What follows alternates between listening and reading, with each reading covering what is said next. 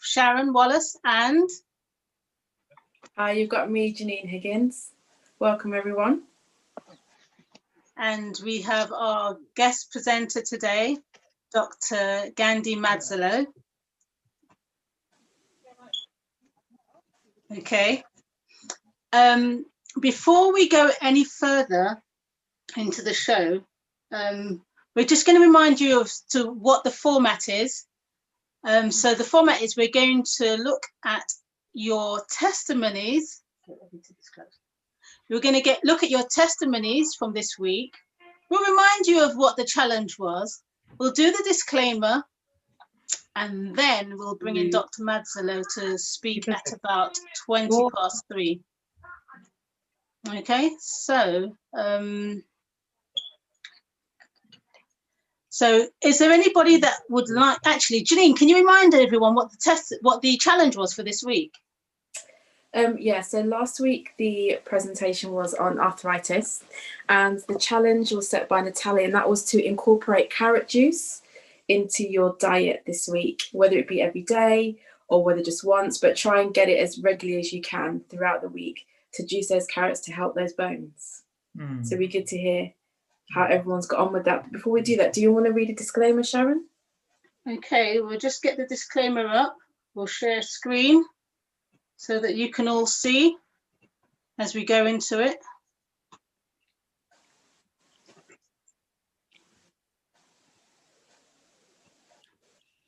Okay, it's almost there. We'll make it big. Right. Okay, actually, can you see that clearly, Janine? Because I've got something that keeps popping up on my screen. Yeah, I'll read it. Yes, please. Our disclaimer is only a physician can diagnose, treat, and prescribe for illness or disease. Any information disclosed or discussed are for educational and informational purposes only. Please continue to seek professional medical advice from your general practitioner regarding any illness or disease you may be suffering from. Thank you, Janine. Okay, so remember that one. You do still need to consult your GP or any other practitioner.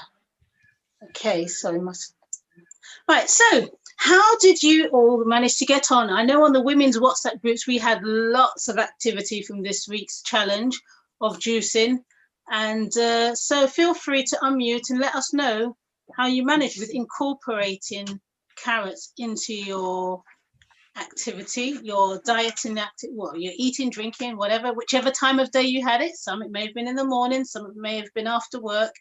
And the idea of that is to help reduce so you can just stop screen share, to help reduce pain in the joints, but it has many other benefits, not just for pain. So let us know, how did you get on?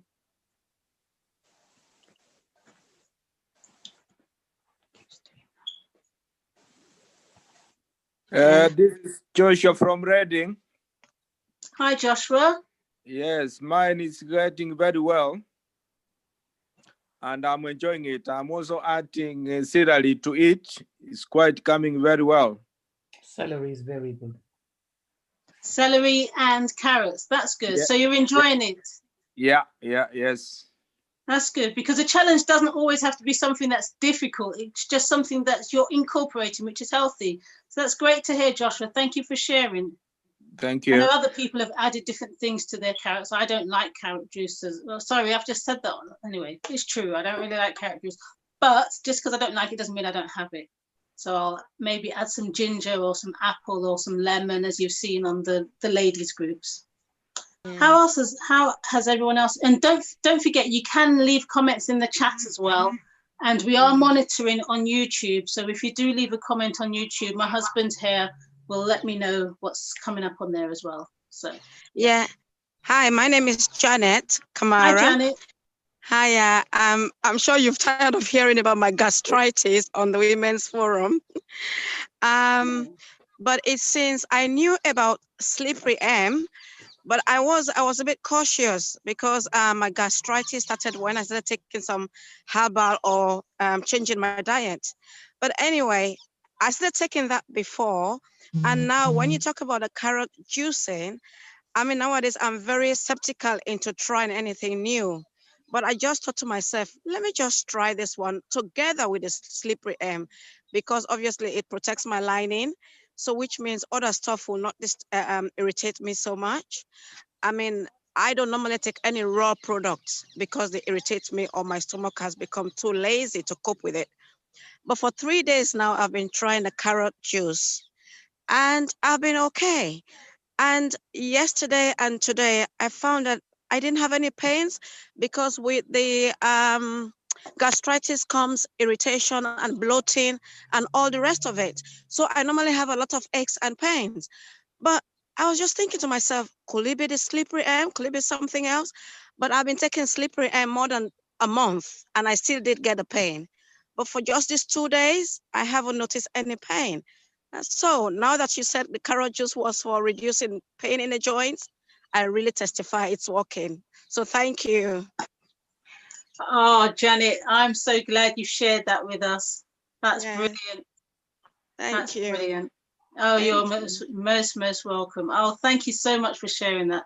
Thank you, God, as well, because hey, when you take the drinks, when you take the juices, he's the one that does the healing. Yes, yes. Okay. Thank you. Thank you. Continue with the good work. You're welcome, Janet. Anybody else would like to share how juicing has benefited them this week? I know we had some fantastic testimonies on the WhatsApp group. Yes, great testimony, Natalia is saying. I know for myself, as you do tend to get, when you get older, sometimes the joints take their, they shout back at you, hello, I'm getting old. Okay. So I have had to incorporate it into my diet as much as I didn't like it. But hey, I really like the benefits. And when I stop juicing, the pain kind of comes back. It creeps back on me. And then when I start juicing, the pain eases off. So I can testify that's been my experience. So Sharon, there isn't such a comment in the chat, but there's a question about how often do we need to take the carrot juice? And I think we were just saying just to incorporate it as you can, but not to go overboard with it. Obviously exercise temperance with it, but there wasn't a prescribed amount of time or how often you should take it. Yeah, well, because carrots is nutrients, it's food, we're not necessarily looking to say, okay, it's going to harm you, but it depends on your situation, because the disclaimer is if you have diabetes, the carrots could be quite sweet, and it would be better if you didn't have lots of carrot juice. However, if you're going to incorporate carrots into your diet, the fiber, so it would be more like having it as a smoothie, because you want the fiber to slow down the sugar going into your bloodstream. And there was a lot of debate as to, do I have the fiber with it? Do I throw the fiber away? What can I do with the fiber? But yeah, if diabetes isn't your issue, it's not anything that you have to worry about, then yeah, having it every day is not a problem. You can have it every day. But as Janine said, exercise temperance. So you're not going to have so many carrots that you start turning orange.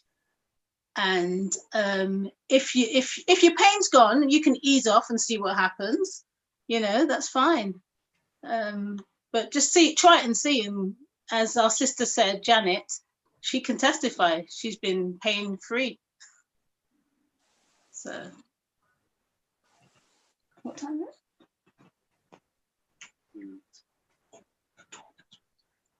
Okay, is there anybody else that would like, even if it wasn't the carrots, it could be another challenge that you've been doing. I know for myself, the challenge we set way back at the beginning of these Zoom sessions was, one of them was to have the contrast showers. I've continued it. I'm looking at Janine's face. She's like, what? Yeah, I'm still doing those cold showers every morning. Even in, what temperature is it, like 2 degrees outside in the UK? So it is a big challenge for me, but I don't stand there like for 3 minutes in the shower. So I'll switch it off the warm setting for about 30 seconds, but that's every morning. What's that question there, Janine? So someone's saying, don't you juice with the carrot top and beet tops in general, or do you remove them? So do you use the carrot tops and beetroot tops when you juice, or do you remove them? If you're juicing, it doesn't really matter because the fiber is going to go away. But for me personally, I always chop the tops off. And if you're a gardener, you might want to put them in your soil and then get more carrots. Yeah, we always chop the tops off, but I guess you could juice them, see what happens. I don't know. It's more greens if the top's green. But yeah, personally, I chop them off. I don't know if there's any particular benefit in chopping the top off, but it's just what I do. Okay. So if we've not got any further comments about today's challenge, I'm sure there's lots of people that are so longing to hear what Dr. Madzilo has to say to us today. And so we might give you, rather than prolonging this bit, we can give you a few more extra minutes, like maybe 2 or 3 minutes before we would normally start. So Janine, could you just introduce Dr. Madzilo, his topic, and maybe Dr. Madzilo, if for those people who have not seen you before, heard you before, maybe you could say a thing or two about yourself once Janine's just. Yeah, so our topic for today is your heart and your health. Dr. Gandhi isn't a stranger to us. He has been on the platform before. His previous presentation was really enlightening. So I know that we're in for a good time this afternoon. But yeah, Dr. Gandhi, it would be great if we could hear a little bit more about you before we get into the presentation. All right, thank you so much, and good afternoon, everyone. Yes, my name is Gandhi, and without taking much time, I became interested in healthy living. I think that was around 1999 when I got sick for 6 months. I was not able to walk. And when a friend of mine borrowed me a book titled Back to Eden, that was the book that changed my life. You know, I became passionate about how food works as medicine. I became passionate about, you know, the general health message, you know, the New Start program. I became passionate about sanitarium work. And since that time, I've been growing in the Ministry of Healthy Living, the Ministry of Healthful Lifestyle, and of course, the Gospel of Health until this day. So it has been a long journey, maybe a long story to tell, but maybe one day I'll have the opportunity just to share my testimony, how the journey has been and the lessons learned throughout the journey, the encouragement, you know, and some mistakes that I've also made along the way, and how today I'm trying to convert them into wisdom as object lessons. So at the moment, I'm based in Malawi. That's my home country, and I'm on the countryside, closer to Lake Malawi, but in the hills, in the mountains, where we are trying to dwell there, live there, learn from there, and homeschooling from there, growing our own food, medicinal plants, and this, God willing, maybe it can also be a place where you can come for a wellness retreat in future. So without taking much time, let's go into our today's topic. Today's topic, your heart and your health. You know, being in this field of alternative medicine, or what we call alternative medicine, which is supposed to be the original medicine, because that's what has been practiced for so many years before maybe the coming of conventional medicine, which also has a role to play in our health. I have learned over the years that one of the most important machinery God has created, the most amazing one, the most powerful one, one of the wonders of the human body is actually the heart. You know, from the day you were born to maybe even before you were born, you know, this muscle called the heart has been beating, beating, beating. And you know one thing, the day it will stop, that's the end of your life. You know, and you pray every day that this heart never stops beating. And I love this text from the Bible, which I've shared many times. Beloved, I pray that you may prosper in all things and be in health, just as your soul prospers. And I know many people today, they would like to prosper. Many people today, they want to be successful in their business, in their evangelism life, in their family life, in parenting, in everything. And the Bible says, yes, I want you to prosper, but above all things, I also want you to be in good health, because health is not everything, but when it is missing, everything becomes nothing. You cannot enjoy your career if you have arthritis, you have diabetes, you have battling with a cancer. Neither can you enjoy parenting. Neither can you enjoy your business or your married life if good health is missing. So health is a treasure that most people don't appreciate until the day they lose it. This is why God says, I wish above all things, you know, that you may prosper and also be in health. Just your spiritual life is also prospering. So this muscle called the heart, it's one of the wonders of creation. You know, it is small enough to fit in the middle of your chest, but at the same time, so amazing that it pumps blood to the rest of the body. And that's not the only job of the heart. As we're going to hear during the presentation, it actually does so many things. It also a center of your emotions, you know, your feelings. They are also centered in your heart.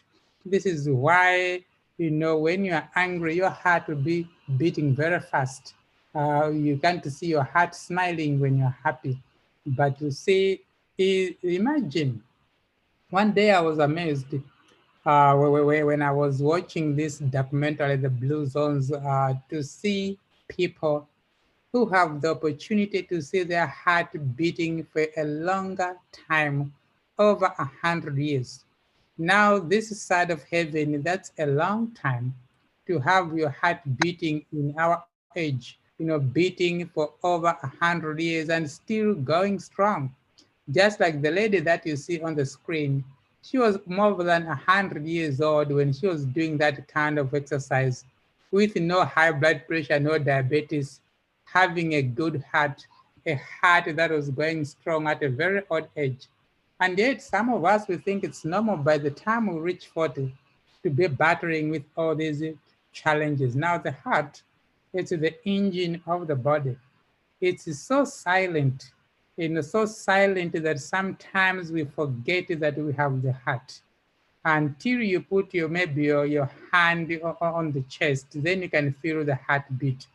Or maybe you have high blood pressure, then you can feel it beating very hard. But under normal health, you know, it is so silent, and yet it is so powerful that, you know, it does amazing work. And one of that amazing work is to keep you and me alive, because the secret of life is for your blood to keep on moving. You are declared as a dead person when your blood stops moving. You see, this thing that we call life is a mystery from God. You know, the Chinese, they may call it yin and yang. You know, some they call it, you know, the power of life. But the Bible calls it the breath of life. The breath of life is not oxygen. The breath of life is the power of God that keeps you alive. This power is a mystery from God. The power is invisible. The power cannot be seen scientifically. All we know is that this power is in the blood. So this is why the blood is also called the river of life. When your blood stops moving, that's the end of your life. This is why even though you may be involved in an accident, you may be unconscious, the doctors will check if your heart is beating and if your blood is flowing. If your blood is flowing and your heart is beating, even though you cannot talk, even though you are unconscious, you are declared as someone who is still alive, because the difference between life and death is when your blood stops moving, when the power of life, the breath of life has come out of your blood. And this power is not oxygen, it is an electrical power, which is the mystery of God. God has never revealed to man what is the breath of life. We can only see you alive, but once you are dead, there's nothing a doctor can do. Even the oxygen machine cannot resurrect you, because oxygen is just one of the nutrients your body uses for metabolism. It is not the breath of life. And you see, the more common killers when it comes to someone who dies with a heart failure, there are actually two of them. One is called cardiac arrest. The other one is called a heart attack. And both killers are sudden killers, meaning that you die in just a second, or in a few seconds, life is gone. And sometimes we use these two interchangeably as if they mean exactly the same thing, but they are not the same. Cardiac arrest is an electrical problem. We have electricity in the body. It is this power that keeps your heart beating, contracting, and relaxing, and keeping the blood circulating. And this power, when there's a problem with this electrical problem with your heart, then you may have a cardiac arrest, meaning that the heart is no longer able to pump the blood anymore because there's no electricity. There's a blackout. While the heart attack is a circulation problem. So in this case, the electricity is there, but something has blocked the pipe. So it's more like a plumbing problem where there's a blockage in the pipe, and then there is no normal flow of the fluids anymore. And when that happens, it means oxygenated blood will fail to reach the muscle of the heart, and the muscle of the heart will finally suffocate and will not be able to do its job of pumping the blood as you expected it. So to put it in a nutshell, cardiac arrest is an electrical problem, while the heart attack is a plumbing problem. You have some plaques in your arteries. You have some fatty deposits, so it can be a blood clot, sitting in your arteries, blocking the passage of blood, and oxygenated blood is failing to reach the heart. So the plumbing problem is the blood flow to the heart is blocked, and it can cause permanent damage to the heart. And of course, what are the risk factors for you to have a heart attack? It includes high cholesterol. So this is too much of the high cholesterol. We need cholesterol in the body, but when it is too much, it is harmful. A good level of it is good for your hormonal system, for your immune system, and the body is able to make its own cholesterol. The excess normally comes from the diet that we eat. And high blood pressure, diabetes, obesity, family history of heart attack. What does this tell us? It means if we can prevent diabetes, if we strive to have our normal body weight, not allowing ourselves to have more fat around the tummy, and if we can prevent high blood pressure, we make sure we have normal levels of cholesterol, we may reduce our risk of having a heart attack. In other words, we may prevent a possible heart attack in our lifetime. And as you can see, it may also occur on hours or days before symptoms are recognized. And in some cases, your first symptom may be the last one. It may just be the heart attack. Your heart stops beating and you are gone.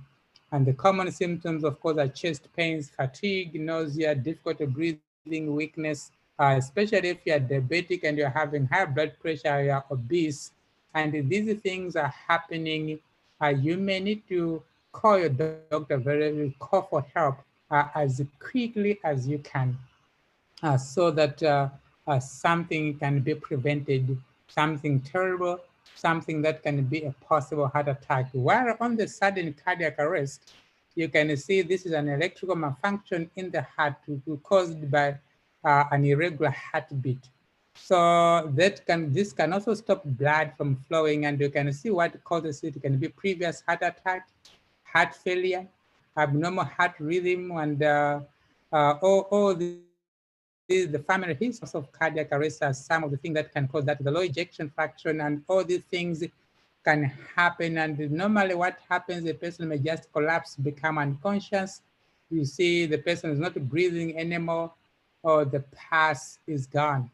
And this is because there's no more electricity in the heart. And the main thing that you need to know is the cardiac arrest is mainly caused by other conditions that a person was suffering from. It is more like a complication of another disease other than a disease in itself. So the blood clot for heart attacks, as you can see, it can be the clot that is caused, which can be a blood one or a cholesterol one, and if it blocks the passage of blood, especially in those arteries that gives oxygenated blood to the heart will just suffocate and will stop beating. And you can see what causes that, because some of you may say, okay, I know about cholesterol. If you're eating too much cheese, maybe if you are feasting on all these hybrid chickens, eating a lot of beef, sausages, for sure there's cholesterol there. But what about a clot? What makes these blood clots that can actually clog your artery to the point of having a heart attack? There are a number of known causes. One of them is oral contraceptives. They can actually contribute to that. These are hormones, and they mess up the hormonal system in the body, and they can also contribute to that. It's one of the side effects of oral contraceptives. So this is why it is advisable that the best way of doing child spacing is to use methods that are not hormonal in nature. Yes, we need to do child spacing, but use methods that are not hormonal in nature, because the artificial hormones, they mess up a lot of things in the body, and one of those things is they can cause blood clots in arteries. And of course, certain medications, always read the side effects of medication. This is the reason why if you are in a situation where medication cannot be avoided, make sure that as soon as you recover, you go for a detox, so that you can eliminate, these byproducts that can cause complications after you've been cured from that life-threatening condition where medication actually became necessary. Yes, there's a place for medication. There are times medication can save life, but if they have been used, if there was no alternative to be used, then rather go for a detox soon after that. Lack of exercise, who can think about that? We are born to be physically active. If all you're doing is bending, sitting down at home, sitting down at church, sitting down everywhere, this can also cause clots. And this is why exercise is good for you, even if it means walking 30 minutes every day. It can save you from a possible heart attack. High blood pressure and high cholesterol, they coexist most of the times because one will cause the other. And again, high blood pressure, it simply means your heart is beating very hard, and in some cases very fast than normal.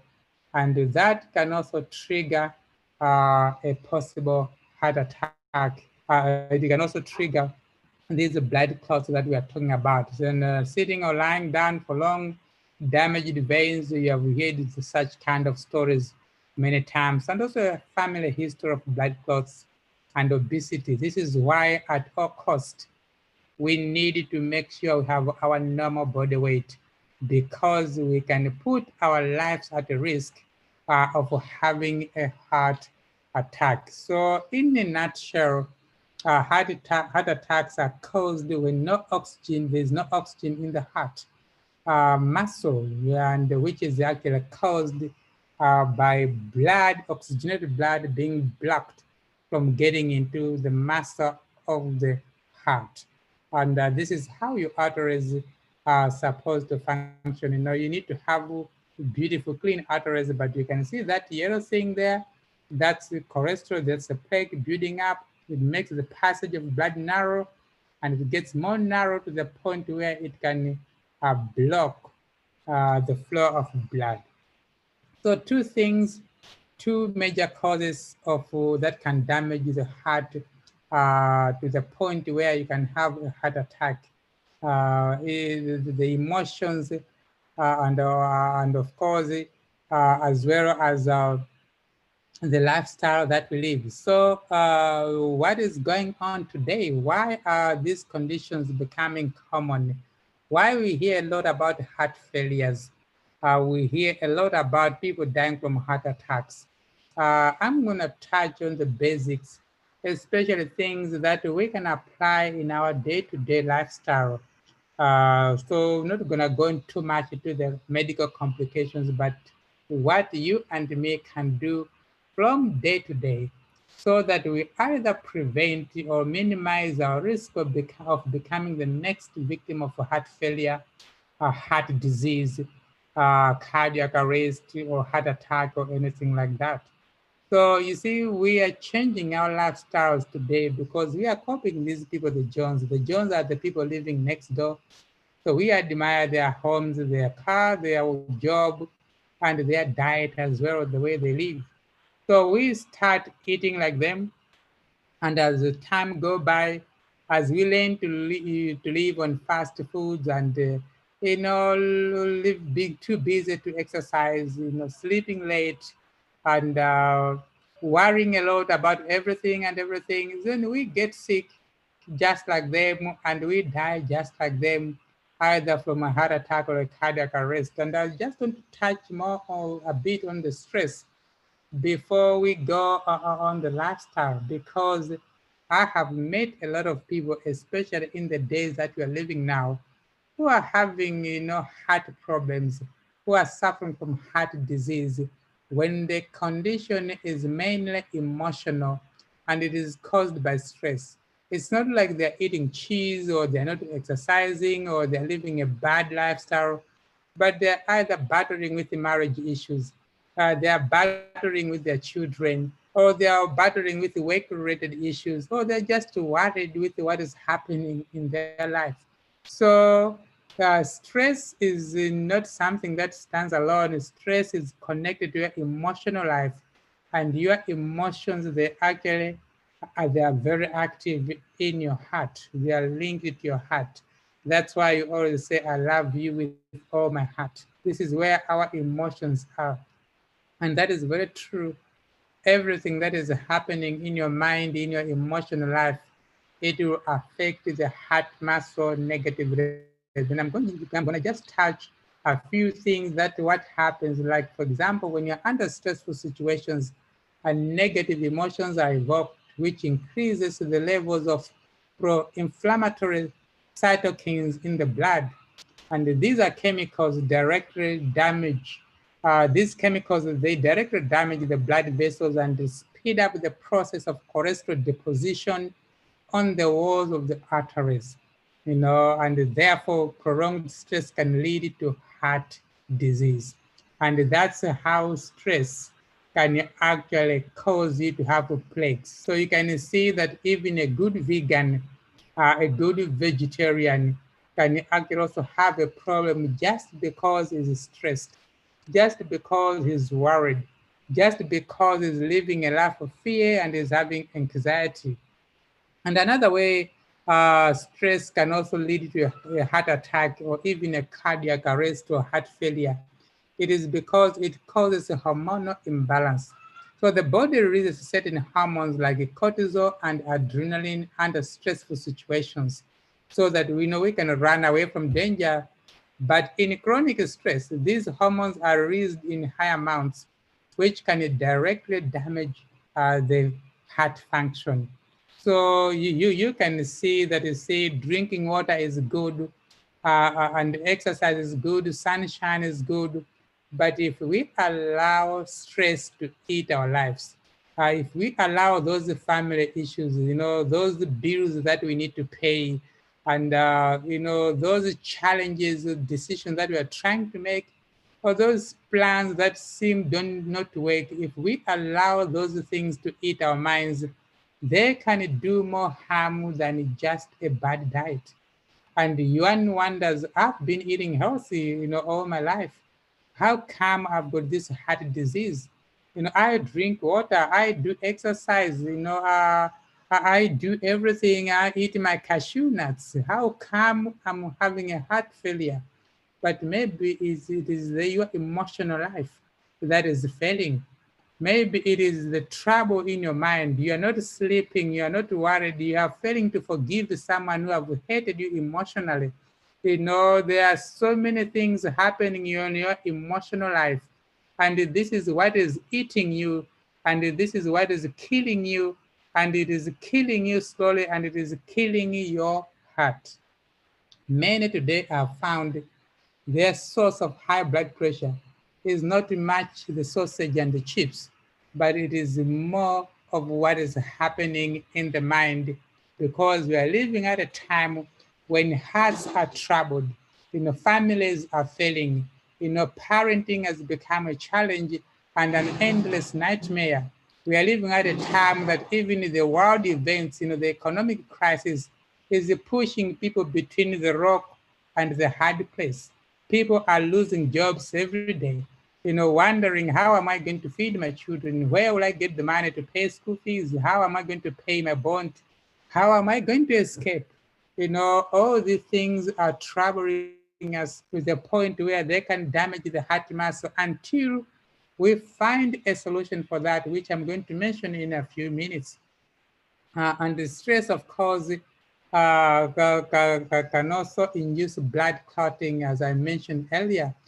Stress triggers overproduction of white blood cells.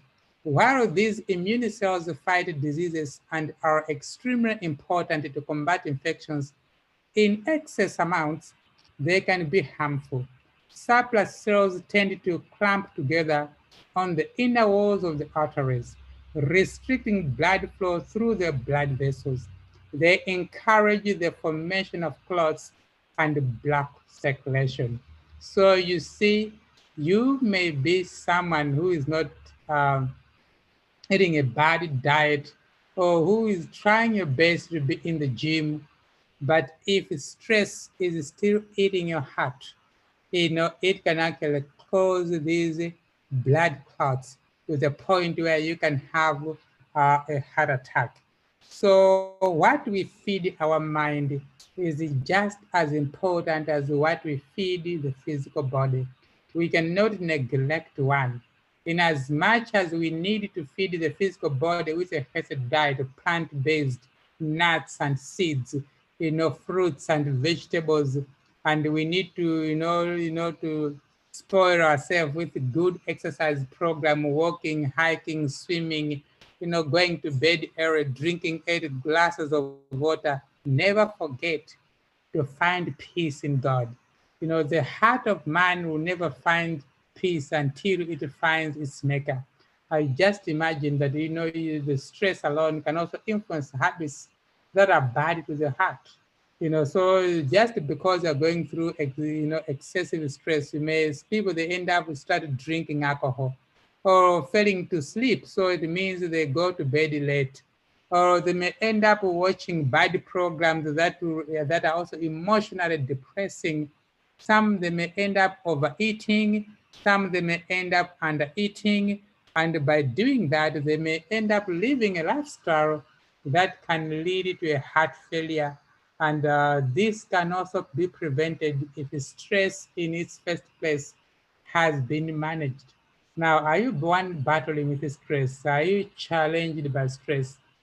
There are so many see programs of stress management out there that people have tried, but I found one that works, and that is the trust in God, which we call the big T. But one needs to know, how do you apply the big T, trust in God?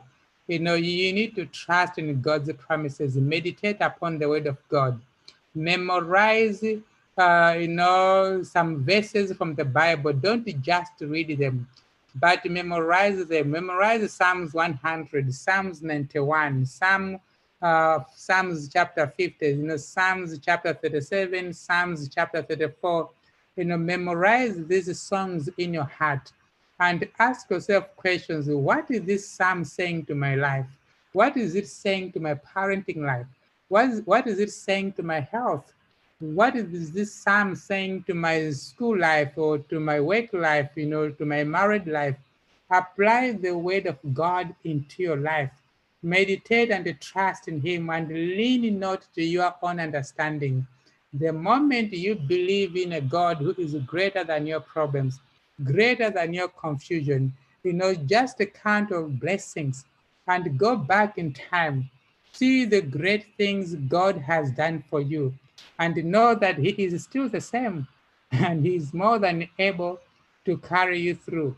That alone will take away all the burden, all the stress, as long as you have hope in a loving and caring creator. Don't be afraid. Don't live a life of fear. We are living at a time where, so many things are playing on our emotions, making us to live a life of fear. As we are living now, nobody knows what will happen in 2021. And if you are following the current events, it doesn't give you some expectations that 2021 will be better than 2020. 2020 was a challenge, but one wonders what 2021 is bringing to us.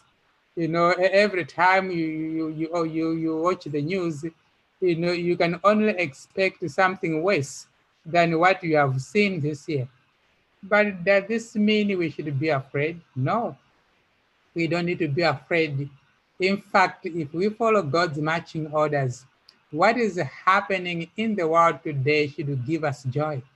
It should draw us closer to our God.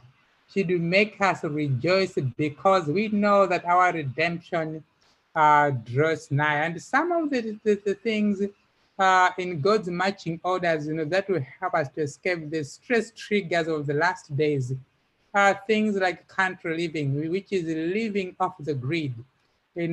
Take the challenge to get out of the cities. Find a cheaper place in the countryside, sell a property in the cities if God can help, if God opens the door for you. Even if it means finding another means that God may help you to do so. Find a place where you can live off the grid, a place where you don't have to pay bills for rent, where you don't have to pay for water, and you don't need to pay for electricity.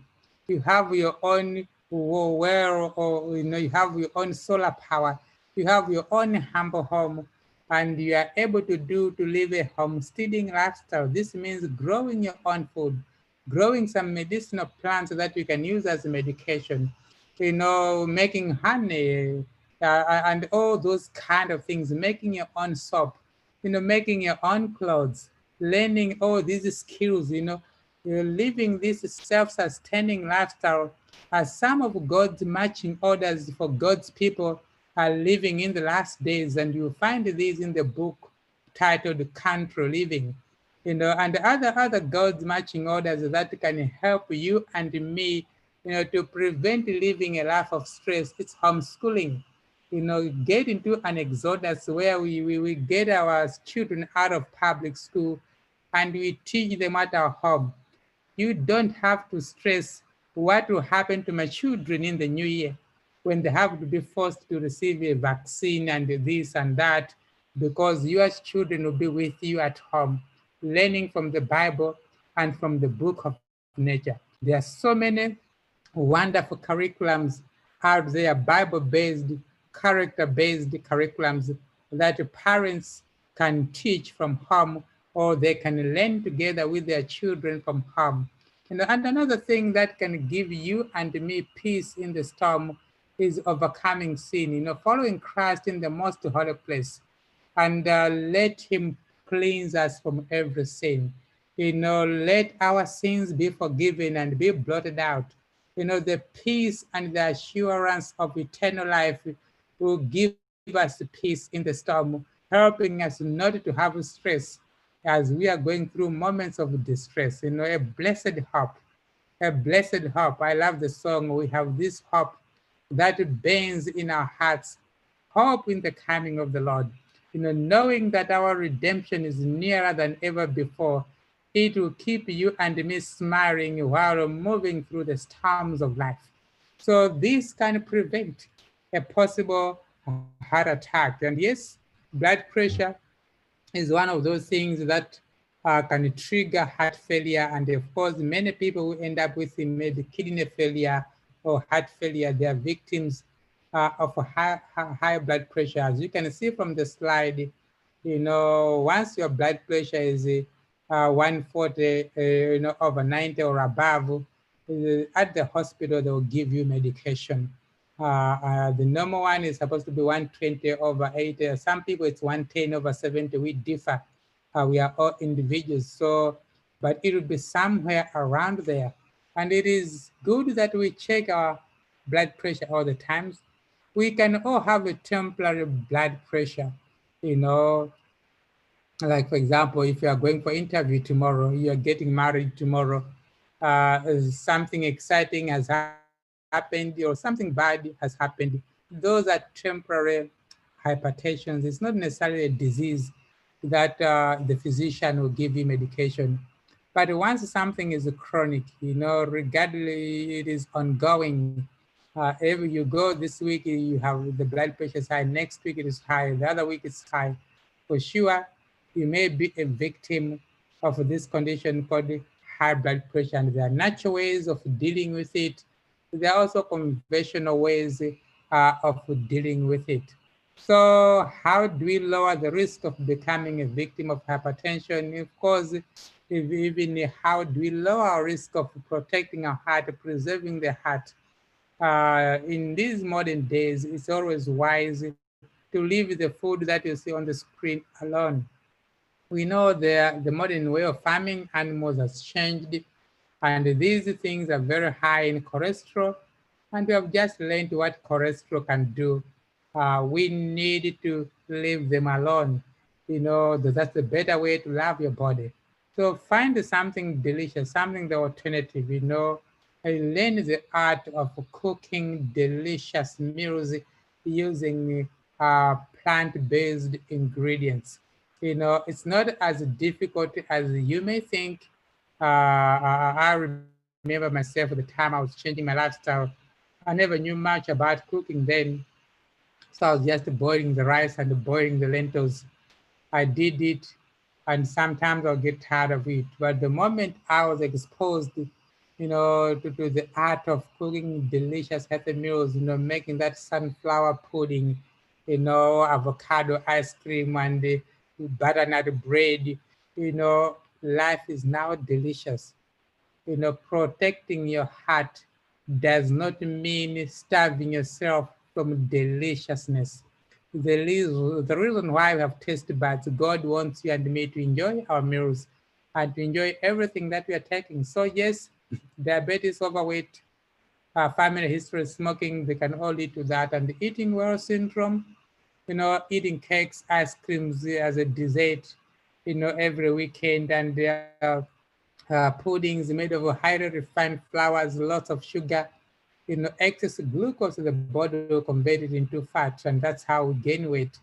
And this can be prevented if we eat more complex carbohydrates, that will do ourselves a favor. So things like these, we used to think before that if you're eating like that, you're doing yourself a favor. You're apologizing to yourself for working hard during the day. But actually, this is how you commit suicide on installment plan. You don't die immediately, but you're slowly killing yourself by feeding on food like that. And yes, there was a time I used to eat like that, but I discovered that, you know, the beans, the chickpeas, you can do wonders in the kitchen, and you take them together with the whole grains, the quinoa, the brown rice, the millet, the sorghum. They give you complete protein with all the amino acids without risking your own life. This is a breakfast that kills. It doesn't matter how many times you pray for it. You cannot mock God. God is not mocked. God wants you and me to make wiser choices. So yes, have your avocados, your bananas, your strawberries, you know, have your oat porridge, and pray for it because it is good. But don't pray for something bad and think that a miracle will happen in the stomach. You know, the only way you have a healthy meal in the stomach is to eat one. So make it wise choices. Things like this many years ago, we used to eat them on Christmas and the happy birthdays, but today we are having a happy birthday every day. So every day people are eating things that looks like this, and then some of them are even vegetarian, highly refined, highly processed, and we wonder why having a heart disease when I don't eat meat at all. But you see, eating a lot of refined carbohydrates is just as bad as eating animal-based diets, because sometimes the refined food can do more damage than animal food. So we need to go for whole grains and go easy on the salt. This fact that the shaker is beautiful does not mean you must shake it. You know, taste the food first. If it's okay, don't add extra salt. You don't leave these things alone. Don't even do it at home, not at work, not anywhere else. You know, there are better things that you can drink, you know, rooibos. You can make your own fresh vegetable juices at home and your own smoothies. There is always a chance for healing. There may be some of you listening to this program, and maybe you are already having one of the symptoms that you have been mentioning in this program, like obesity, maybe you are diabetic, maybe you have high blood pressure. You know, the beautiful thing and the good news about, you know, following the divine prescription is that, you know, the God is so loving, God is kind, and he always give us a second chance. We can always get to a place where healing can take place. And this place is actually starts with God. It starts by loving God. And when you love God, you recognize that your body is the temple of the Holy Spirit. Therefore, God has given it to you as a steward. So the same is your mind. When the mind is surrendered fully to God, it is renewed in the hands of the Creator. You know, God gives you the peace, not the peace that the world gives, but the peace that surpasses knowledge. So you can have peace in the storm, and that will heal our emotions. Yes, and through God's wisdom, uh, you can use the food as a medicine for emotional health, like going on the legumes, you know, the brown rice, the whole grains, and all these, the nuts and seeds. All these can do wonders in your body in preventing a possible heart failure, a heart attack, or cardiac arrest, simply because the whole grains are very high in not only B vitamins, but also fiber, which lowers your cholesterol. And the same with all these lentils, the nuts and seeds, you get, you know, the healthy fats that will help to dissolve the dangerous fats in your body. Fruits that are high in antioxidants, in phytochemicals, the kiwis, the pineapples, the lemons, the oranges, they're all going to do wonders in lowering your cholesterol, improving your blood circulation. You know, talk of the gingers, the turmeric, and the garlic. They're all wonderful in promoting blood circulation and preventing possible clots. So you can see that through the wisdom of creation, your food is the best medicine. But you cannot have garlic when you're already having a heart attack. We need to make this healthy goodies part of our lifestyle as a preventive medicine. And we will be glad we did it by being good stewards, by taking care of the body temple. You know, the cabbage family, the broccoli, the cauliflower, cabbage itself, they're all wonderful. So is okra, so is avocados, and all these, the green, the, you know, all these peppers, the yellow, the green and the red, they're all wonderful. If you can have access to them, please include them in your diet. Even more amazing if you can take the challenge to grow them yourself, you know, organically at home. They'll be more wonderful. So we have a treasure of food as medicine, but it needs to be a lifestyle. And we need to find delicious ways of eating them other than just chewing them. We may not do that for a long time. Stop breastfeeding from the cow. You know, modern dairy products are very high in hormones and also very high in fat, which may not be a good idea if you love your heart. You know, rather make your own almond milk, make sunflower seed milk, make your own soy milk, and all these nutty milks. They will do exactly the opposite. They will keep your heart healthy and young with their minerals, their vitamins, as well as the healthy fats that you get from these seeds. Above all, live a life of hope. You know, if there's one thing that is going to keep us going when the going is tough in this life, that thing is hope. We need to have hope in the second coming of Christ and always be happy. The Bible says, Proverbs 17:22, a merry heart works just as good as medicine. You know, it is slow death to be gloomy all the time, to be always show people that you are worried and you are, you know, you don't have to show it. Always try to smile from your heart, you know, always sing a song, how great thou art, great is thy faithfulness. This is why I love the hymnals, because they are songs full of hope. Even though you can have tears coming down your cheeks, you can always smile in your heart when we sing these songs of hope. And even some biblical songs, you know, Bible verses that you can sing as a song, you are going to find them so wonderful. They will comfort you in difficult times. Remember, we will have stressful situations and the ways are still coming, but we need to rejoice always. And the joy of the Lord will be our strength. So don't worry, be happy.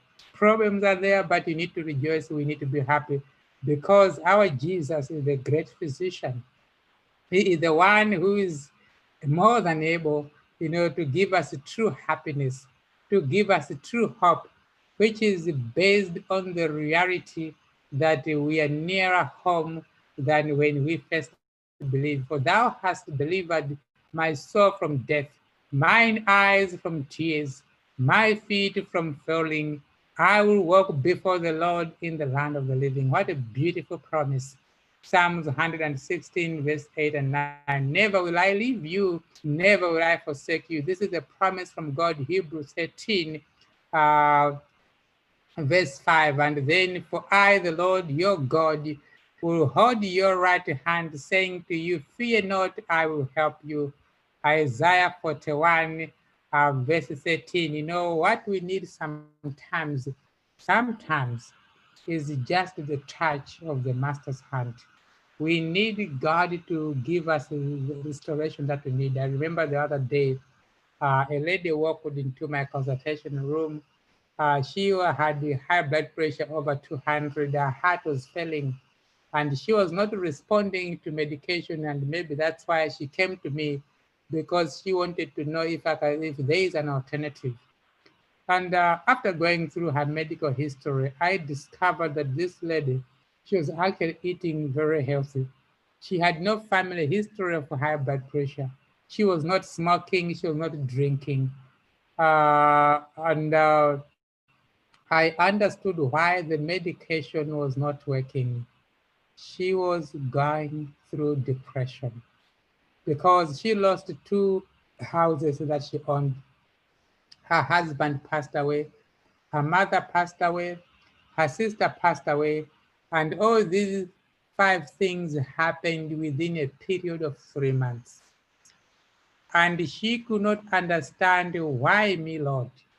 Why am I going through this? Why I have to lose my property, lose my mother, lose my sister, and lose my brother within that short period of time? Then I realized that what she needed was not medication. She needed the touch of the Master's hand.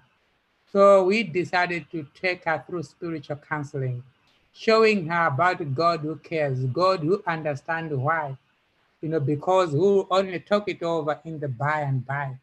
So I took her back to her Bible. The good thing is she was a believer. So it was easy to bring her back to her God. And the moment she found her God, the moment she regained back her confidence in God, that was the end of her high blood pressure.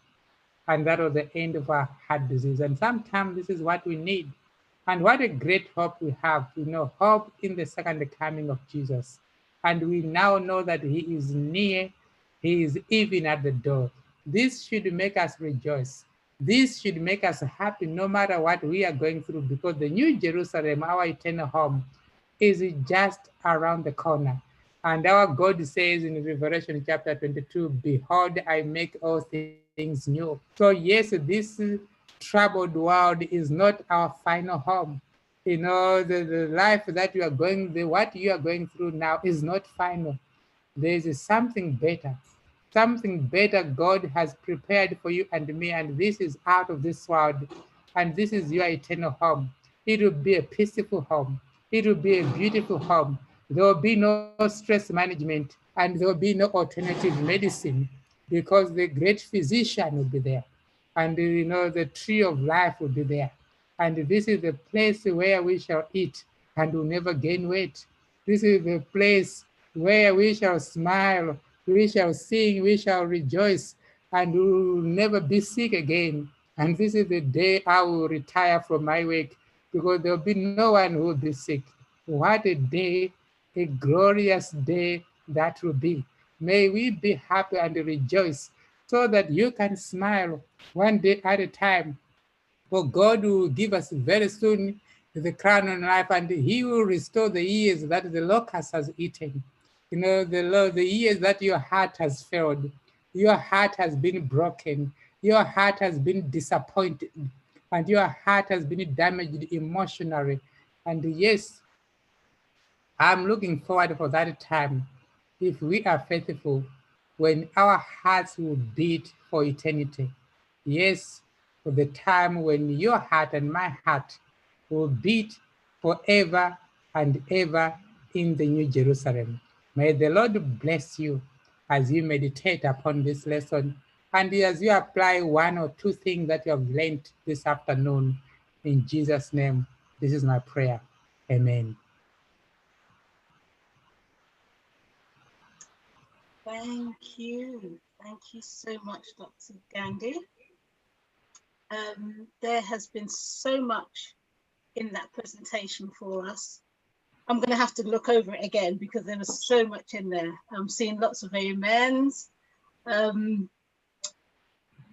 of the things I learned in there was, who would have thought that an excess of, because I always thought, white blood cells, you need them. We need plenty of white blood cells to fight back our ailments.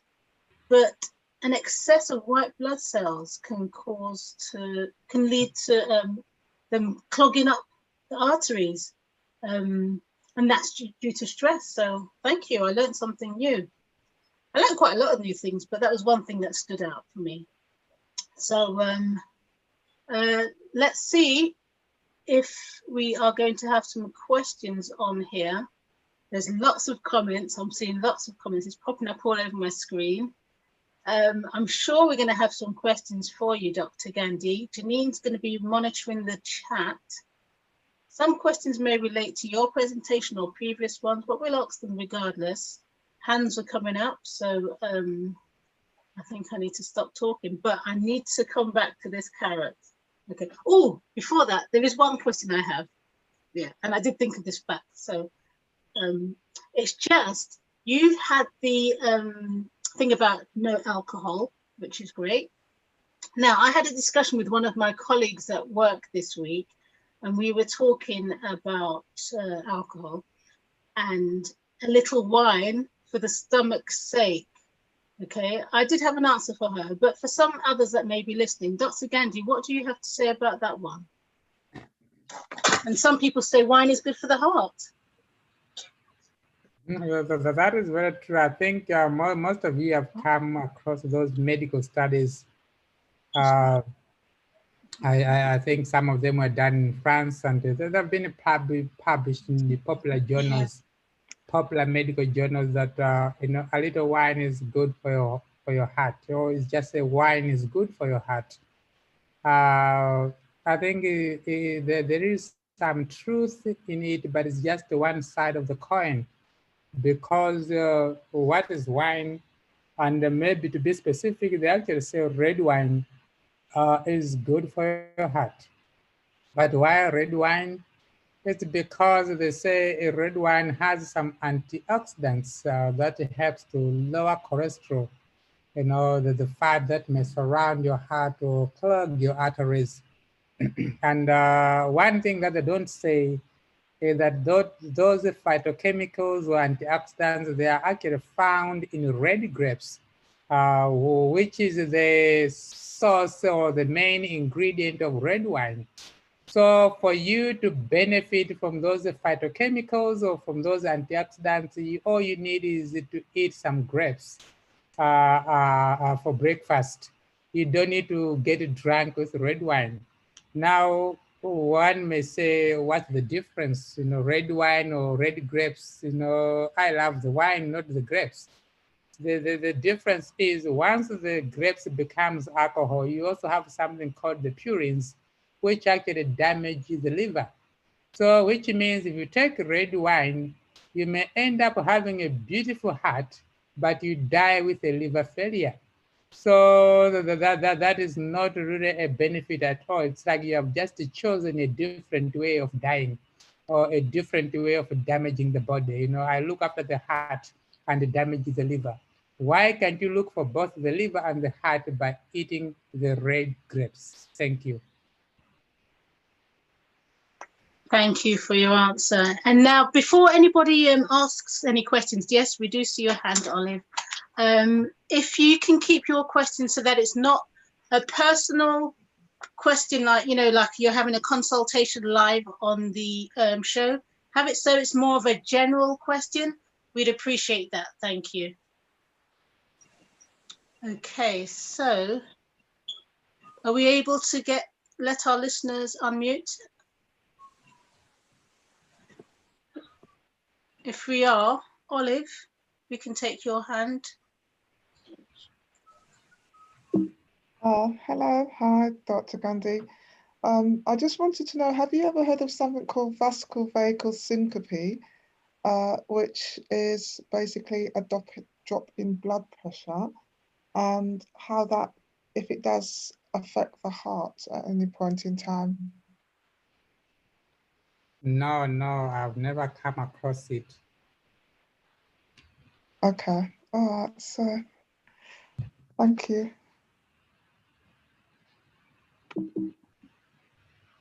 Thank you, Olive. Okay, so Janine, do we have some questions in the chat that can be directed to Dr. Gandhi? Yeah, so we've got one question, which is it ever good to take doctors' medications? That's a common question. This is normally how we answer this question.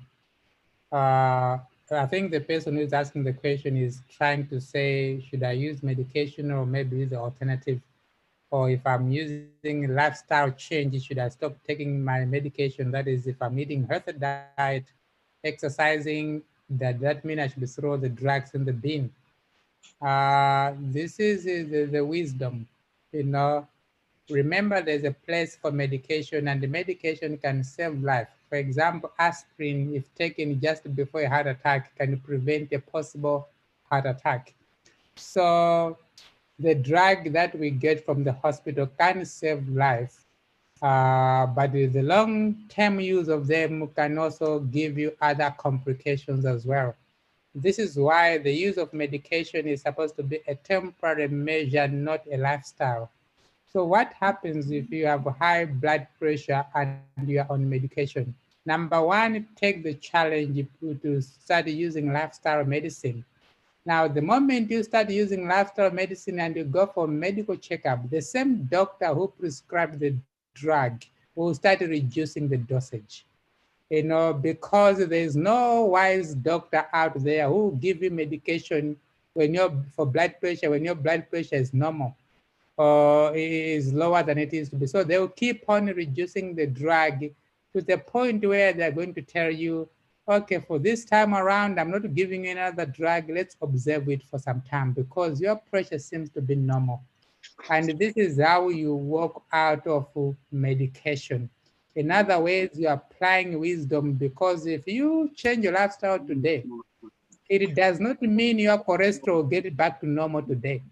It is still high. So if you stop the drug today, you may end up having a heart attack tomorrow.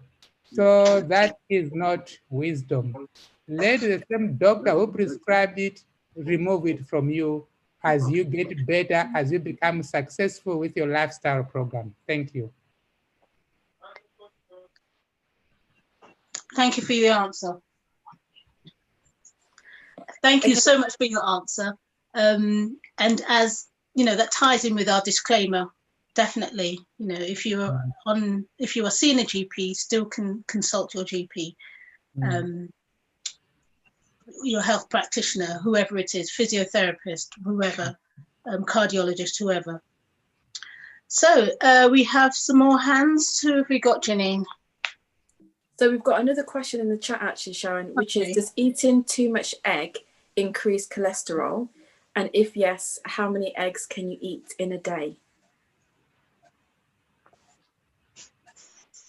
Wow, that's a very nice question. It looks like the person loves eggs the way I used to love the way I used to love them years back. Yeah, you know, speaking from this topic that we are talking about this afternoon or this evening, depending on where you are, too much eggs for sure give you lots of cholesterol and can contribute to excess body cholesterol. And how much should you eat? It depends also what kind of eggs you're eating. You know, we are living in very interesting times when eggs are becoming fake. So they're not genuine eggs like the way we used to know them years back when we used to live in with the chickens in the house, the local eggs. So it has become even difficult to say that a little bit of eggs are good for you, because they are now becoming a source of hormones which they're injecting or feeding the chickens so that they can make more eggs. So a little bit can even become toxic. But let's assume that you are talking of organic eggs. And you are talking of, you know, these organic eggs that you are raising yourself, and you know that they are organic, and you are complementing it to your healthy diet. On average, depending on what reason you are using them, you should not be taking, you know, more than 2 per week, because they're not like you really need to have eggs every day or eggs or breakfast every day.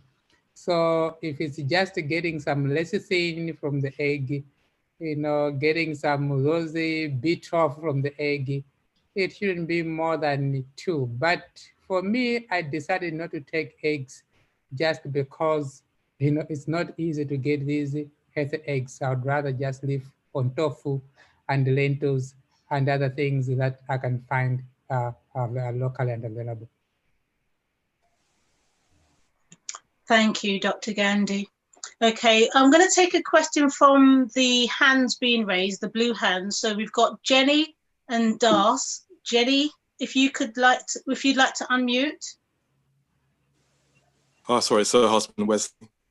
It's just just going back to the question that was posed about 2 persons ago. I think she meant vasovagal syncope. If that could if she can clarify. Beg your pardon? There's a question that was posed about 2 persons ago, and she mentioned if you can explain vasovagal. I think she pronounced it differently, but I think she meant vasovagal syncope. Oh, okay. I still can't get it right, sorry. Oh, okay. Mm. That's fine. Okay. Thank you, Wesley. And then if we can take a question from Das, D-A-A-S, I think that's how you say your name, Das. Yeah, hi, my name is Dendas. I have just 2 questions. For someone who is experiencing cramps, what do you do? And if you want to start a new lifestyle, where you want to start correcting some health issues, so where do you start? I mean, what do you have to do? Because I've seen people who are also vegan, and then they still have health complications. Is it 100% based because eating meats? Is that why they're having health issues, or is a factor of many things together? Anyway, my bottom line is, what do you have to do if you want to change your lifestyle to correct health issues? And if you've got cramps, how do you fix it alternatively? Okay, Das, have you heard of New Start? No. Okay, I think we'll explain that one a bit more, but if you'd like to take the issue with regards to cramps. Yeah. Dr. Gandhi? Mm-hmm. Well, I think most of the things as she is mentioning, as a new start is the way to go.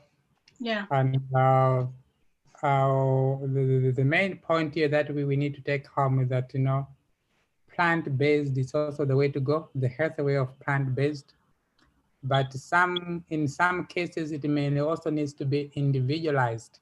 So going through some individualized counseling, which can help you with something practical, something that you can apply in your life, something that can also address some other underlying issues, that can be the best approach. Because the causes may be not just the diet, but sometimes can also be emotional, and they may not be issues that cannot be discussed in a group like this.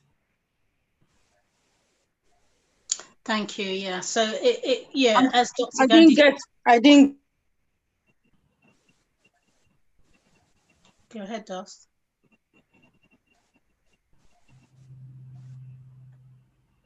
Okay, I think we seem to have lost you. As Dr. Gandhi was saying, it could be various reasons why you're getting cramps. It could be muscle cramps that don't know where it is. So this would require a personal consultation. And with regards to changing your lifestyle, in previous shows, we've looked at New Start, and different weeks we've looked at different aspects of New Start. New Start is an acronym, and most of our listeners would be familiar with this. However, it's if you just write down the letters, New Start, NEWSTART. If you write them down, each letter stands for. Hold on. Let me write it down. You said S what? New Start. If someone can put it in the chat, New Start, and what the different aspects stand, which each different letter stands for.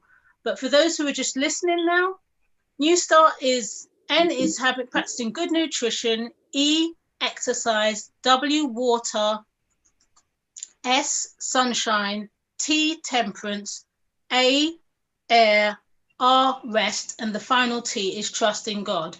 So practicing all of those aspects of a healthy lifestyle will put you in a good stead for many lifestyle diseases, probably most lifestyle diseases.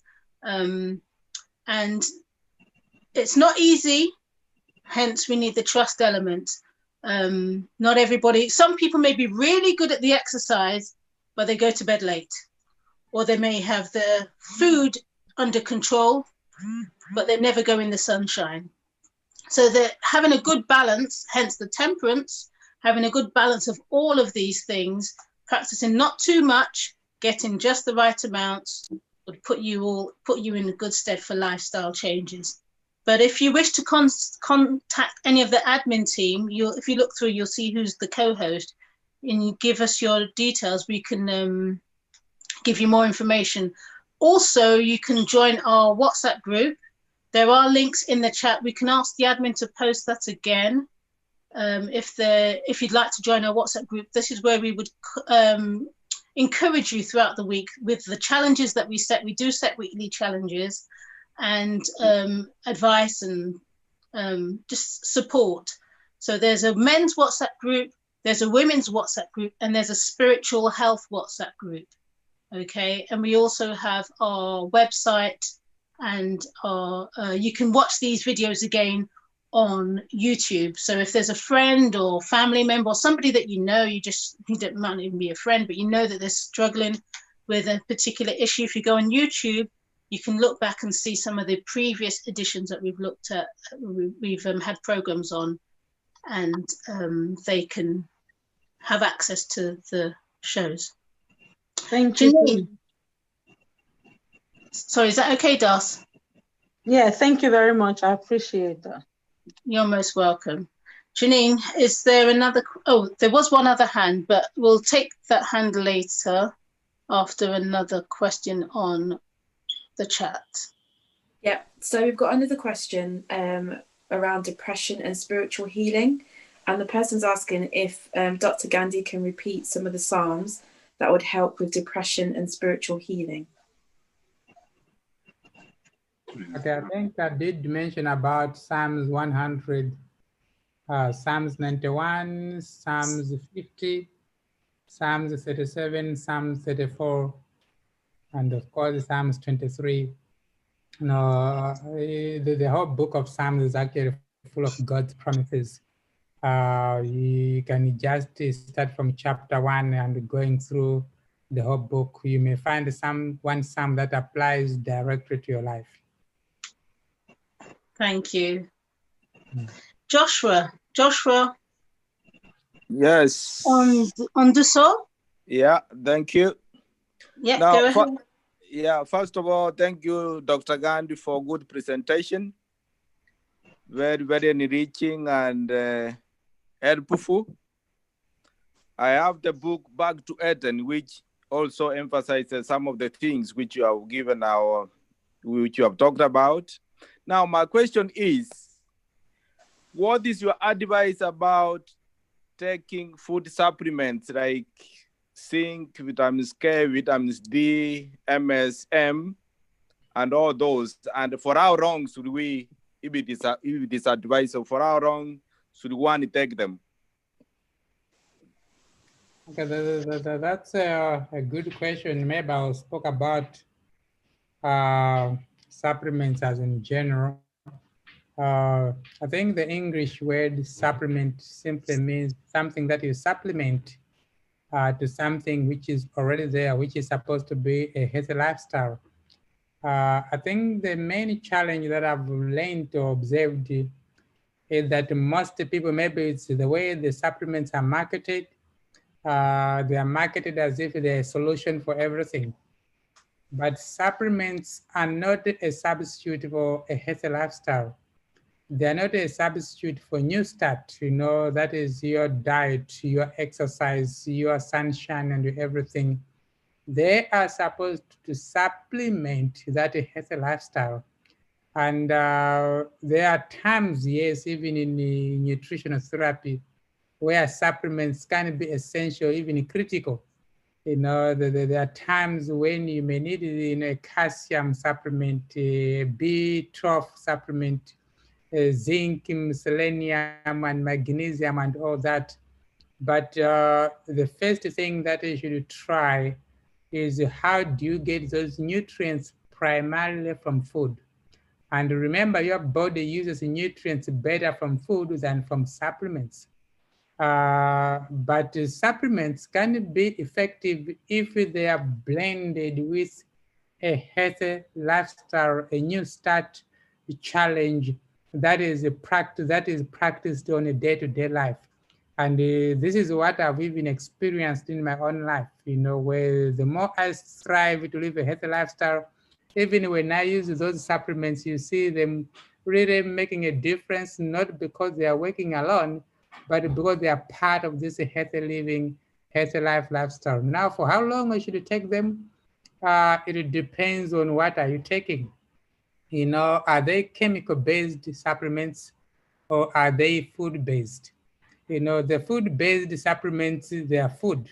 You take as long as you are alive, but they don't have to be dependent on them. They have also found people who take, for example, supplements of food, which they can easily get from food in abundance, and just because they don't know that this vitamin C, I can easily get it from having a fruit salad, for kiwi and some other sour fruits that have also other phytochemicals other than just vitamin C.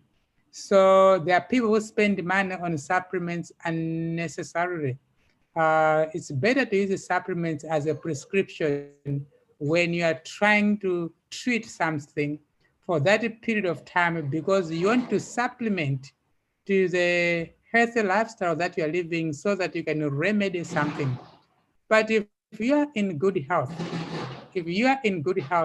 for most people, supplements may be necessary unless there are some food-based supplements that are just for preventive purposes.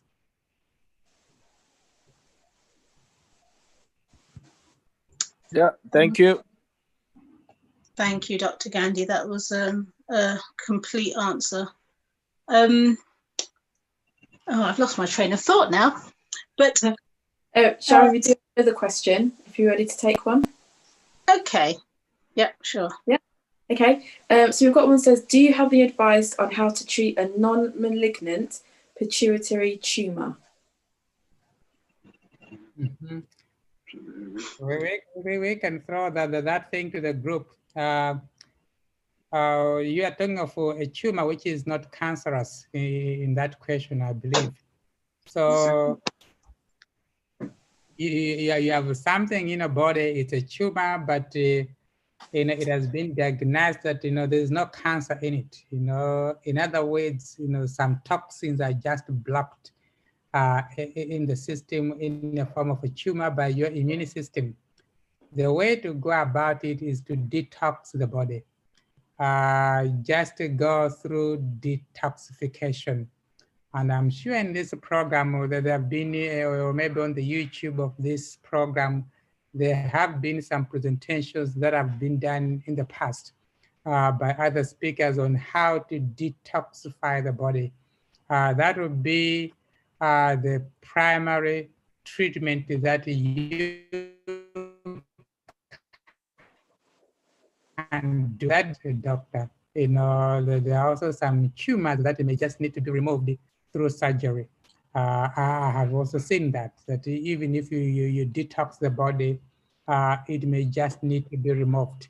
So detoxification will still be the primary treatment that you can give it a try. If you want to dodge some conventional, maybe it doesn't seem to take out the tumor, then you can still apply a conventional approach where they can just remove it. Thanks. Thank you, Dr. Gandhi. Thank you, Janine, and thank you for the question. Now, Dr. Gandhi mentioned something before about a good diet, and what did he say? Something about eating doesn't have to be hard work. I can't remember the word you used, but you're saying like you don't have to be miserable when you're eating just to be healthy. That was the essence of what you were saying. And December is coming up, isn't it, Janine? What have we got for December? You read my mind, Sharon. I was just about to say we've got the cooking month for the month of December. I don't know if you've got Alvin on, if he's able to give a bit more information. I'm actually really looking forward to this. Hi, Louise. Hi. Can we introduce? We'll just introduce. Sorry, Louise is going to be one of our chefs for December, and she's she's kicking it off, I think. I think you're starting on, is it next week? Yes. Yes, so Louise, tell us a little bit about what we have in store for us, and it's more than just carrots. Oh, I keep holding on to it. We're going to do alkaline food. We're going to start with quinoa, because a lot of people don't know how to cook with quinoa, and it's very nutritious and very good for your body. So I've got a nice recipe for next week using quinoa. I'm not going to give out too much, so you just have to watch next week.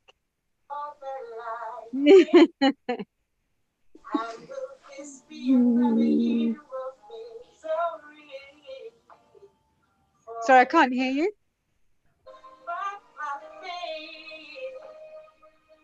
Can't survive on just the things I see, and my feelings. Sharon, you're on mute. Sorry, I was unmuted. I could hear somebody else's music in the background. I thought it was Alvin, but no. It was someone else singing. Yes, so stay tuned. Come back. If this is your first time joining us, we've got a month of healthy plant-based cooking, so you will not be disappointed. Some of you may not have the restrictions that we have over here, but and you may have people come in to eat, because remember, this is a worldwide audience. So you may have friends coming that you wish to share some really good plant-based food with. So you can learn how to cook healthy, tasty vegetarian food to get your phytoestrogens and all the other phytochemicals in your food that you eat, rather than just saying, hi, come over, I've got some supplements for you. Okay. So yeah, supplements are good. They have their place, and so does good, tasty, healthy food. So we will definitely, okay, I'll let Janine deal with that one. We'll definitely have a tasty month ahead for you. So we've got Louise as one of our chefs, Alvin, her husband, as one of our chefs, Stephanie from America, she's going to be one of our chefs. I think we've just got the three. Yeah, I'm not saying I think, I know we just have the three, but they're going to do a really great program for you. So come along. Right. Did someone say wow? Okay. The challenge for this week, though, we do have a challenge for you, and it's linked to the presentation. Now, Dr. Gandhi was saying that we need good air, good oxygen to help our heart, a healthy heart. And the challenge is one way of getting more oxygen into your body, into your cells. Now, you could do it through food, such as using pomegranate to help oxygenate your cells. But I'm going to suggest, and for some it may be more of a challenge because it's cold over here, and other places as well, it may be a bit cold this time of the year. And we've set this as a challenge some time ago, and some of you may still be doing it. But the window in the night, you need to make sure you've got fresh air circulating into your place of sleep, so that it will help your heart to be oxygenated. Help your blood cells to be oxygenated, and your heart doesn't have to work so hard to get that oxygen to the cells. Okay, so more oxygen in your system, not overdoing it. We don't need to hyperventilate, but have that good airflow. So keep your windows open, and you can go out and have some deep breathing in the air, and that will help with your stress levels. So Dr. Gandhi, are you still with us?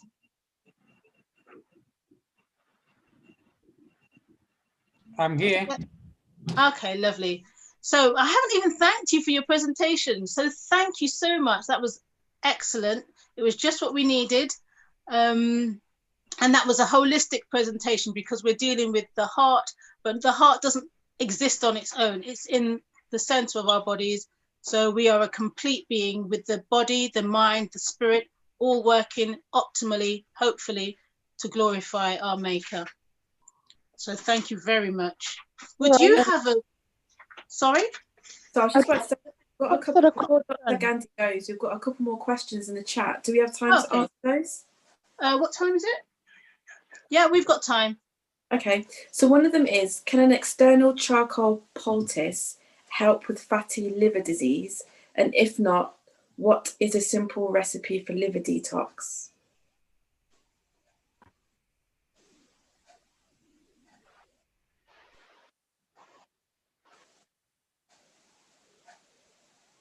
Dr. Gandhi, are you there?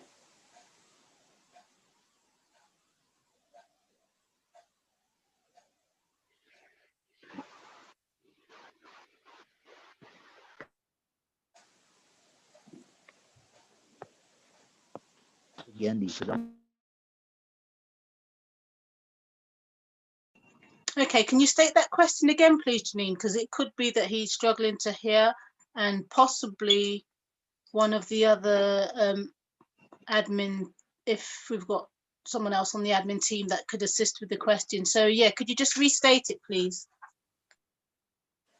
Sure. So it's around, okay, so we've got two questions around fatty livers. So the question is, can an external charcoal poultice help with fatty liver disease? And if not, can you tell us of a simple recipe for a liver detox? And then we do have someone else asking about a fatty liver and what we can do to help that. Okay, so if Dr. Gandhi's not on here or not able to unmute, are you here? We'll give you another opportunity. Can I ask Holistic You to, if you're on here, if you could possibly?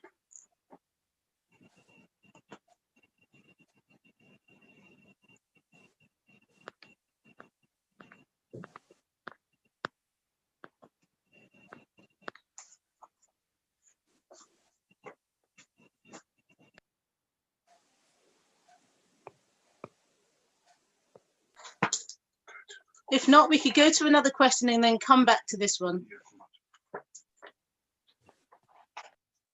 Okay, so we've got a question just about the challenge, Sharon. So someone's saying, I live on a main road, and is it advisable to have my windows open at night? Okay, yes, we do have to be wise.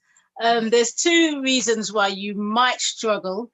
If your bedroom's on the side of the main road, if you have windows on the other side of your house, possibly, I'm not sure, then you may be able to open those windows instead. And maybe that's not where you sleep, but possibly you still spend a bit of time on that side of the house. So yes, it may well be that you've got pollution. This carrot, it's not going away. It may be that you've got pollution and you don't want that coming into your room, which is understandable. And safety, security may be another issue. Depends on if you're ground floor or if your bedroom's higher up. So we do need to exercise caution. However, you could still get your oxygen, your good air, by going for a walk in fresh, away from the road. So perhaps you could find a park or maybe some woods or an embankment or somewhere where you're away from fumes. And perhaps you could even incorporate that with some exercise. So you're going for a good walk, you're getting your fresh air, you may be getting your sunshine as well at the same time. So you're getting 3 of the New Start principles. And you'll probably have to exercise trust as well. Depends on if you're going on alone or with somebody else. But preferably not in the dark, because hey, you're not going to get your sunshine in the dark, but you still get your exercise. So just try different ways of getting your fresh air into your lungs, into your cells, into your heart, and around the body. Is that okay?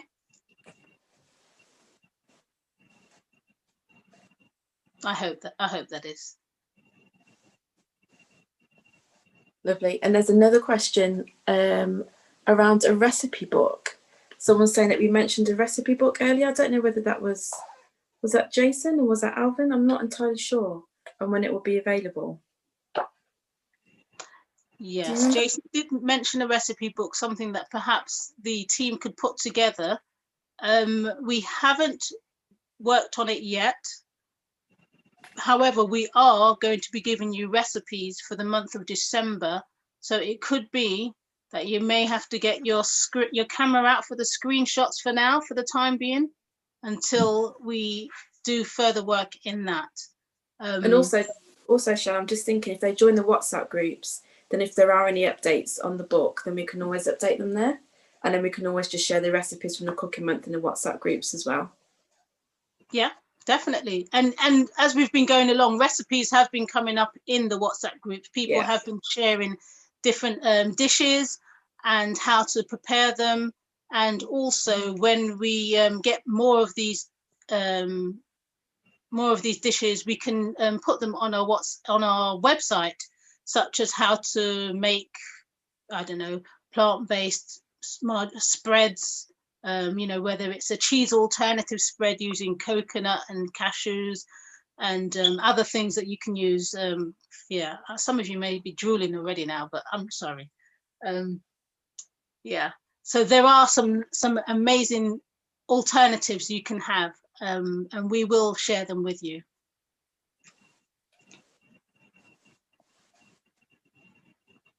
There are a few other questions on the chat, but I think they're more around Dr. Gandhi's presentation, and I'm not sure if he is still on or whether he's having technical difficulties.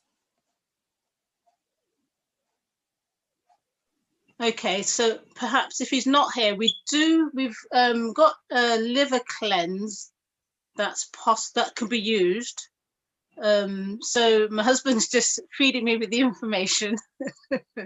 Okay, Edgar, can you just, we're unmuted.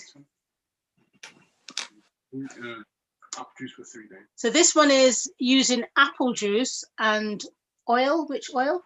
Olive oil. And olive oil, apple juice and olive oil. So for 3 days. Apple juice alone. How much? Apple juice alone, a large quantity. Okay, a large quantity of apple juice alone. So would you be just having, I'm asking the question as if I'm the person. Okay, so would I be just having apple juice or other foods? No, just apple juice. Just apple juice for 3 days. And then after that, you have the olive oil. And then after that, a cup of olive oil. You would drink a cup of olive oil. And lemon juice. And lemon juice. And that should actually. And that should help to cleanse the liver. Yeah. Okay, so 3 days of apple juice. Then after that, you'll have a cup of olive oil and lemon juice.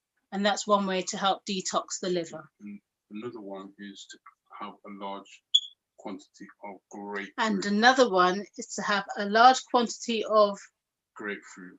Grapefruit or grapes? No, grapefruit. Grapefruit, okay. I'm hearing it straight from his mouth. Okay, a large quantity of grapefruit would also help. Now, obviously, sparing diet.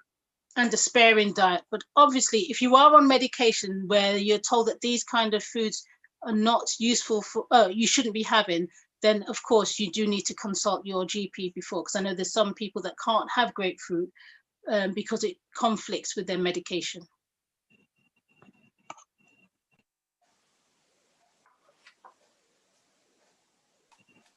Okay, so I think we may have come to the end of our show for today, unless we have any more questions. Unfortunately, we've not got Dr. Gandhi on here anymore, I don't think.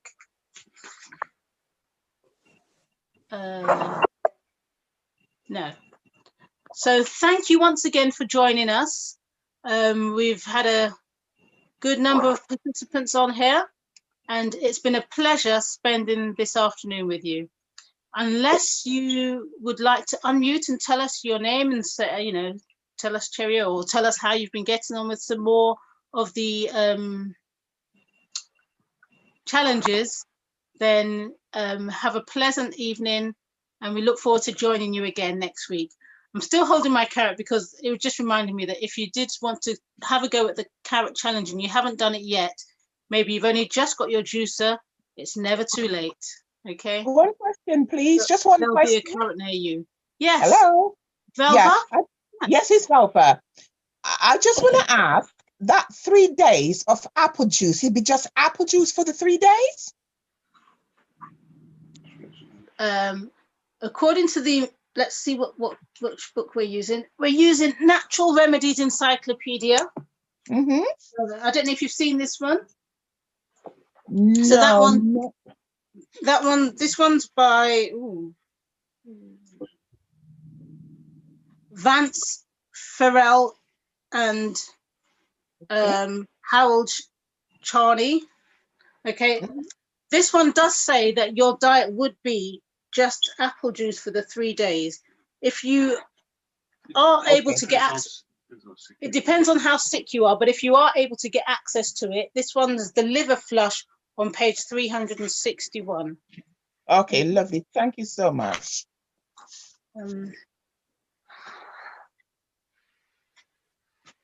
We have someone asking for the details for the spiritual WhatsApp group.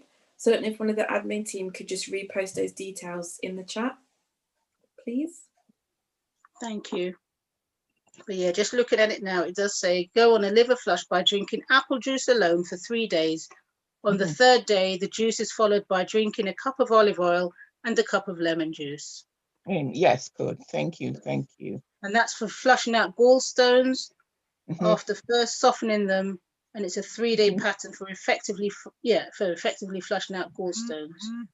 Yes, so you can have like the morning juice for breakfast, lunch, and evening. Yeah, and this would be natural apple juice, not the one that you can buy, not the ones that you buy in like a concentrate in the box. Right. If you've got your apples and you juice it yourself, good. So you've not got the extra additives and preservatives and all that kind of stuff. Just to say, if you're having the apple juice, because you're only having apple juice, then obviously you're going to consume a lot of apples, because that's what's going to keep you going. Are you with me? Right. I'm with you. Yes.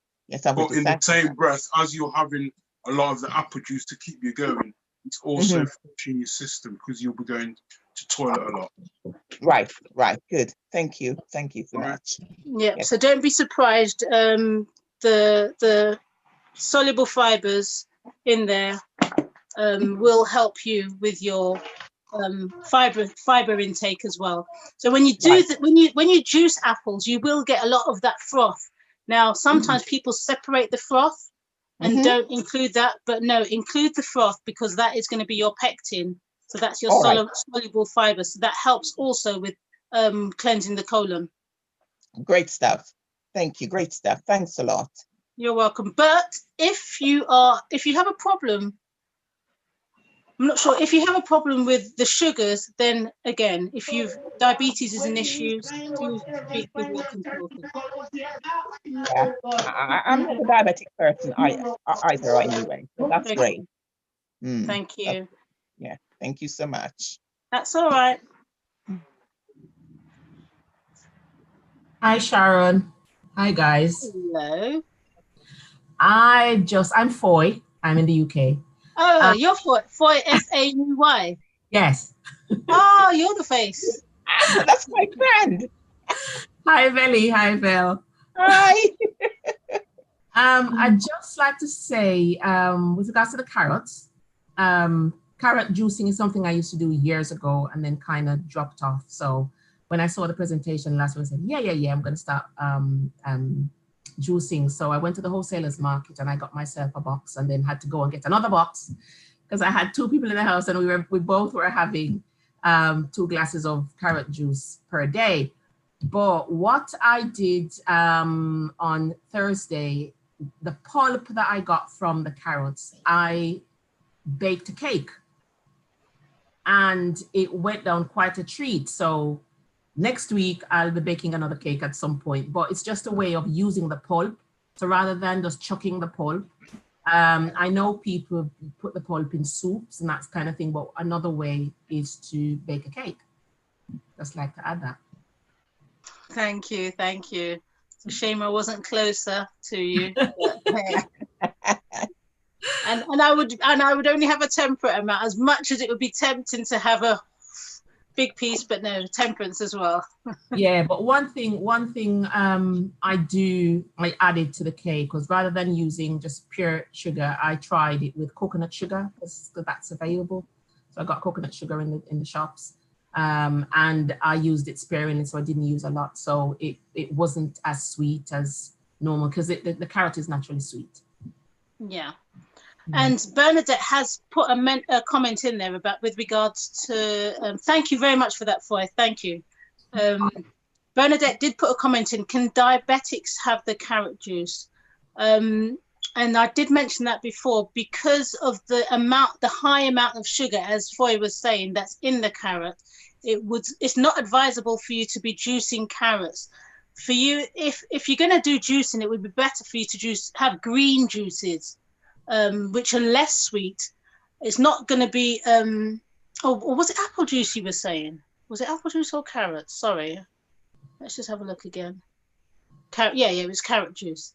Yeah, so if you're going to have, if you're going to do juicing, it will be more advisable for you to have green juices, and you will still get benefits because there's benefits in the greens, which is excellent for your blood. Because if you think about the chlorophyll that's in the greens, that's the same, almost the same as your blood. So you've got the hemoglobin in the blood and you've got the chlorophyll in the greens, and they're almost identical. It's just that the blood has an iron element in the center of the molecular structure, and the chlorophyll has magnesium. So it's almost like having a blood transfusion when you have your greens. So for the diabetics and the non-diabetics, green juicing is another alternative.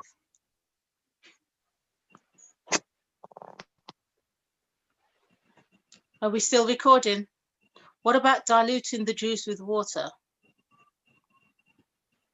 You can do. You can do.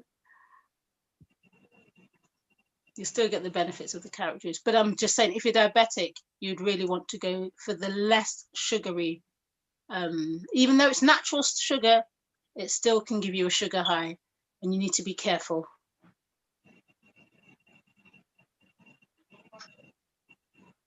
Okay, Bernadette, was that with regards to your green juices?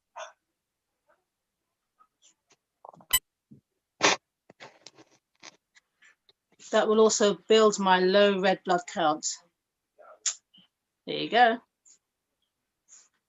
Wow, wow, thank you, Naturally Mine. 9 pounds of green leafy veg is equal to a blood transfusion. Wow.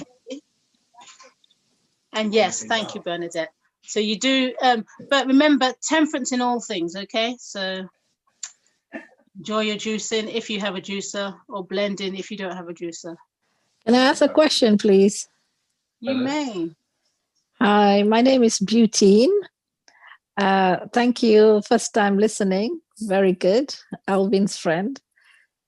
One of my friends just texted me that she's got a problem with her liver. She's Sri Lankan, eats a lot of coconut. Alkaline phosphate is raised. Her doctor is going to do a blood test in a month's time. And alanine transmase, I don't know, transaminase. Is it still good to do the liver cleanse? Alkaline phosphatase is raised, and alanine transaminase. Okay, now I'm not a doctor. She's a vegan most of the time, vegetarian occasionally. She doesn't drink. Okay, I'm not a doctor, so therefore it would be best for her to consult with her health practitioner before she takes on something like that. Because if if your body's in, not necessarily in the best condition, but if you're not struggling, if you're not seeing a practitioner for a health condition, then by all means. But if you are, then you do need to still consult your health practitioner. Yeah, because she's not on any medication. The only thing was a sudden death of her brother, which caused a lot of depression. And I was listening to the earlier Dr. Gandhi, and I don't know if that has an effect, because she wasn't really eating well because of the depression. But I can try the apple juice, because she's not on any medication at all. She's very healthy, but it could be because of the depression and not eating properly.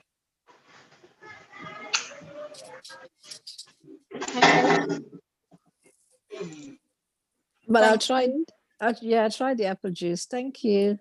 You're welcome. Someone said, what's a good green juice recipe that's palatable? And what name can I use to see this on YouTube? On YouTube, if you just put in True Temperance International, you should be able to get, it's live at the moment. Well, I'm not sure. Yeah, we are still live. But you can always slide the back button or slide the button and see it from the beginning. With regards to making the green juice palatable, okay. One good thing is that your taste buds can adjust. However, saying that, you still have people that you need to introduce this kind of food to, even if it's the family. So you could use apples. That would make it more palatable. You could even drop in a bit of pineapple, you know, a little bit of natural sugars isn't going to be bad, sorry.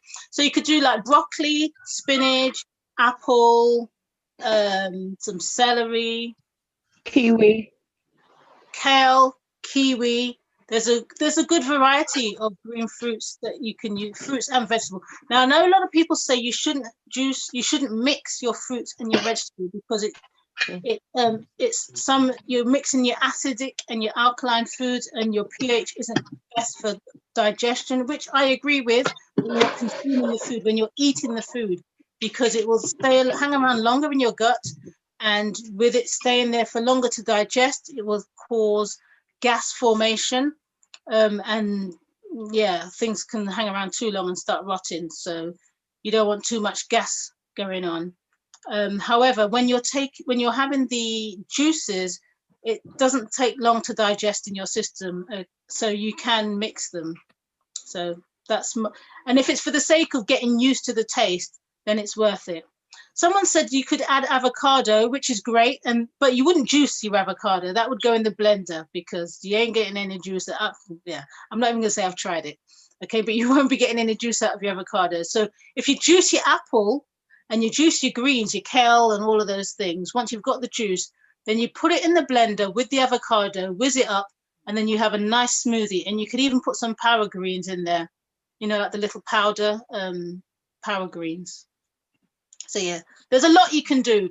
Have fun and let us know how you get on. Definitely, I'm looking forward to hearing what you've got to say and what you've made. But remember, fresh air, okay? Anybody else got anything to say? Anything else to share? Green apple takes the edge away as it can be sharp. Apple is often the only fruit that can cross over. Okay. Is there anything that I've missed, Janine? No, but I just want to take the time now to thank those also that we've got on YouTube that have been watching, just to acknowledge those viewers. I think we're going to stop the recording, but thank you for joining. And we hope that you do continue to join us as the weeks go on. And don't forget, we do have the cooking month starting from next week, which is going to be excellent as well. Looking forward to that one. Yeah, so get your pens and papers, make your notes, and if you